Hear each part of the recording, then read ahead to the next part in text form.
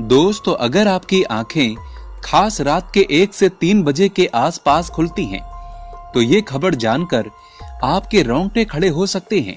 जानिए कैसे। दोस्तों, ये दुनिया रहस्यमयी बातों से भरी पड़ी है।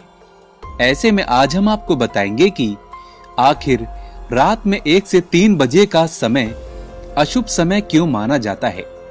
क्यों इस समय आंखें खुलने पर नकारात्मक ऊर्जा का एहसास होता है।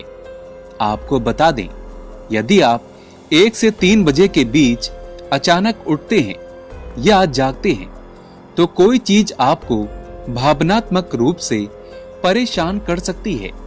आपके शरीर में बनने वाली सकारात्मक ऊर्जा भी इससे प्रभावित हो सकती है।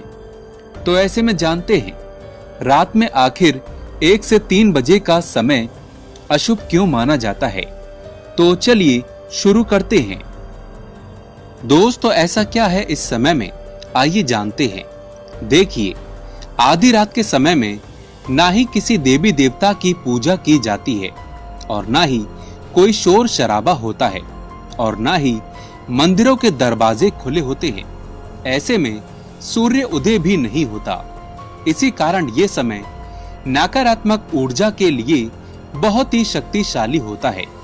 इस समय में ये ऊर्जा 100 गुना शक्तिशाली हो जाती है और इसी समय में सिद्धियां प्राप्त करने के लिए तांत्रिक कई प्रकार की साधना करते हैं, जैसे कि बलि देना और गुप्त साधना करना शामिल है। तंत्र विधा के अनुसार रात्रि के 1 बजे से 3 बजे तक साधना या दी हुई बलि सबसे ज्यादा फलीभूत होती है।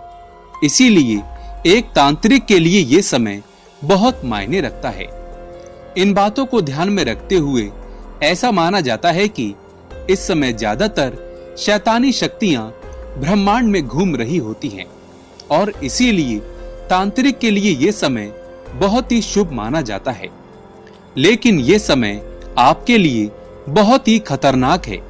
और वहीं फिल्मों में भी रहा आधी रात का समय, उसमें दिखाया गया है कि कोई भी वारदात हुई 3 बजे के आसपास ही घड़ी रुक जाती है, जिसके बाद बुरी घटनाएं होती हैं। वहीं 3 की संख्या को भी अशुभ माना गया है। दोस्तों, जरूरी जानकारी, कई बातों से रहें सावधान।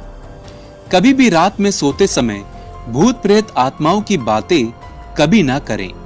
ऐसे समय में कभी भी आप उठे तो या बाहर जा रहे हो तो चौराहे से बचकर निकलें और ऐसे स्थान पर ना जाएं जहां पर किसी की बलि दी जाती हो या जहां भूत बाधा भगाने का दावा किया जाता हो, या नदी पुल सड़क पार करते हो या किसी जंगल से गुजरते हो तो, या फिर अचानक से रात के 3 बजे नींद खुल जाए, तो ऐसे समय में अपना काम करके भगवान का स्मरण जरूर करें।